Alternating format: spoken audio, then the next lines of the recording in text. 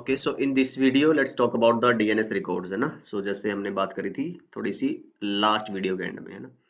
तो function of DNS क्या है? देखो, अगर हम बेसिकली बात करें तो नाम को उनके आईपी से मैच कराना, है ना, मैप कराना। अभी तक हमने ये पढ़ा था, बट वो एक सिंप्लीफाइड डेफिनेशन थी। तो यहाँ पे मैंने उसको चेंज करके क्या लिखा है, the primary function of DNS is to map domain names to resource records. तो अब ये एग्जैक्ट डेफिनेशन है आपके डीएनएस की। अगर कोई पूछता है तो आप सिंपली ये नहीं बोलोगे कि DNS map your names to IP addresses. No, वो तो सिर्फ एक तरह का रिकॉर्ड है, ठीक है। It can map to other things also, बहुत सारी और इंफॉर्मेशन भी हो सकती है, राइट। तो वो जो इंफॉर्मेशन है वो डीएनएस का डेटाबेस है एक तरह से पूरा का पूरा। सो एवरी डोमेन, चाहे वो सिंगल होस्ट हो या कोई टीएलडी हो, ये हमने बोला ना, जैसे रूट है, तो ये भी क्या एक डोमेन है जो लेबल था। फिर तुम्हारा एक टीएलडी टॉप लेवल डोमेन है। फिर उसके नीचे अथॉरिटेटिव सर्वर है, मान लो कि netnugget.com, इस तरह से है। तो हर किसी के पास क्या है, they have a set of resource records associated with it. इसके पास भी कुछ रिसोर्स रिकॉर्ड्स होंगे, इसके पास भी होंगे और इसके पास भी होंगे, राइट। रिसोर्स रिकॉर्ड क्यों बोल रहा हूं मैं यहाँ पे, अभी आपको थोड़ा बताऊंगा कि दो तरह के रिकॉर्ड होते हैं। एक होता है क्वेश्चन रिकॉर्ड और एक होते हैं तुम्हारे रिसोर्स रिकॉर्ड। तो सर्वर्स पे हम जब बात करते हैं तो रिसोर्स रिकॉर्ड ही बोलते हैं, क्योंकि क्वेश्चन रिकॉर्ड होते हैं जो क्लाइंट क्वेरी करता है कि मान लो मेरे को ना www.netnugget.com का आईपी पता करना है, IPv4, ठीक है। तो ये तुम जो क्वेरी पूछ रहे हो डीएनएस से, वो क्वेश्चन रिकॉर्ड, मतलब जो तुम्हारा मैसेज बन के जाएगा ना, हेडर और वो सब लग के जाएंगे, उसको हम क्वेश्चन रिकॉर्ड बोलते हैं टेक्निकली। और उधर से जब रिप्लाई आएगा सर्वर की साइड से, तो उसको क्या बोलते हैं, वो जो रिप्लाई देगा, इन्फॉर्मेशन आपको देगा, रिसोर्स रिकॉर्ड्स होते हैं। तो जो आपको IPv4 एड्रेस दिया जाएगा, फॉर एग्जांपल कि भाई इसका जो आईपी था वो 5321 है, जैसे हमने लास्ट वीडियो में बोल दिया था।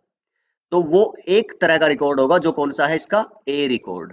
और ऐसे ही और भी बहुत सारे रिकॉर्ड्स रिसोर्स रिकॉर्ड में, मतलब कि सर्वर के डीएनएस सर्वर के डेटाबेस में हो सकते हैं। तो this is just one of them, ये मैं बताना चाह रहा हूँ।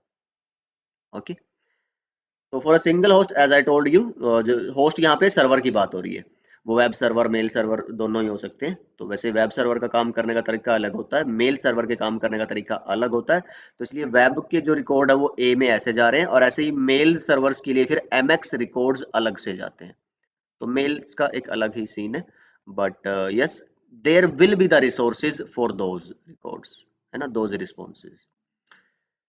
तो यहाँ से देखो लिखा भी हुआ है, जब एक रिजॉल्वर डोमेन नेम देता है डीएनएस सर्वर को रिजोल्व करने के लिए, जैसे आपने अपना जो रिक्वेस्ट भेजी थी किसको, अपने आईएसपी को ही तो भेजी होगी ना, तो रिजोल्वर ही तो था वहां पे, जो आईएसपी के साइड पे जो लोकल डीएनएस सर्वर था, रिमेम्बर। तो वो अब जब आगे भेज रहा है तो it gets back the resource records. तो इसके साथ जुड़े हुए जो रिसोर्स रिकॉर्ड, जैसे मैंने अभी आपको बताया, वो वापस आते हैं डीएनएस सर्वर की साइड से। और ये एक काफी इंटरेस्टिंग कॉम्प्लेक्स भी बोल सकते हो, और एलोबरेटेड रिस्पॉन्स होता है उधर से जब आता है ना रिसोर्स रिकॉर्ड। उसके अंदर 5 चीजें होती हैं, 5 टपल, 5 एंट्रीज। डोमेन का नाम होगा, ओके, वो फिर उस लोकल डीएनएस में कितनी देर रहता है, उसका टाइम टू लिव, जैसे मैंने लास्ट में बताया था। CTV वैल्यू, क्लास टाइप और वैल्यू की वो रहती है तुम्हारी entries. Will talk about them may be in the slides. हमने इंट्रोड्यूस करा है कि नहीं पता नहीं, इतनी डेप्थ में मैं गया हूँ कि नहीं, मेरे को चेक करनी पड़ेगी। बट जो स्टडी नोट्स है हमारे, उसमें वो मिल जाएगा आपको सारा। सो आई गेस ये क्लियर हो गया होगा आपको। Records, question records from client side and resource records from server side. तो ये सब लिखा है, आप देख लेना। It contains the domain name use to get the information from a server by the client, then the resource records return to the towards the client by the server। तो हर एक जो पूरे ट्री में, जो डीएनएस ट्री है, उसके अंदर हर एक जो नोड, हर एक लेबल है, हर किसी के पास अपने अपने रिसोर्सेज होते हैं, right, according to their jobs. तो सर्वर का जो डेटाबेस अगर कोई पूछे आपसे, that is consisted of the resource records, right. Example हमने बात करी, ए रिकॉर्ड होता है, ट्रिपल ए या क्वाड ए बोलते हैं इसको। एनएस होता है तुम्हारा स्टोर द ऑथोरिटेटिव नेम्स। तो एनएस होता है क्या, तो जो तुम्हारा एग्जैक्ट नाम है उस डोमेन का, जिसके साथ वो आईपी मैप होती है ना, उसी को तो बोलते हैं हम ऑथोरिटेटिव नेम सर, जो बिल्कुल एंड पे आता है, जो पूरा नाम होता है डोमेन का। एमएक्स जो मेल एक्सचेंज के रिकॉर्ड्स होते हैं, ये यूज किए जाते हैं मेल्स को ईमेल सर्वर्स पे डायरेक्ट करने के लिए। बिकॉज हमने क्या बोला था, मेल सर्वर्स डायरेक्टली जुड़े होते हैं पूरी दुनिया में, so there is a separate mechanism. ये कुछ हमने डीएनएस रिकॉर्ड्स लिखे हैं, आपको 3-4 तो मैंने बता ही दिए हैं। और ये जब लास्ट आई गेस स्लाइड होगी ना, उसमें आपको मैं कुछ कमांड्स दिखाऊंगा जिसके थ्रू आप अपने ये रिकॉर्ड चेक भी कर सकते हो, है ना।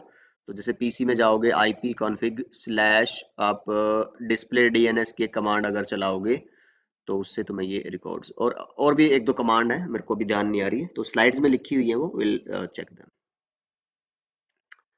ओके, सो छोटी सी इस वीडियो में बस इतना ही रख लेते हैं। अगली वीडियो में हम बात करेंगे जो distributed DNS server hierarchical model था हमारा, उसके अंदर के ये जो तीनों टाइप ऑफ सर्वर्स हैं, इनके बारे में डिटेल से हम। So I will see you in the next video. Bye.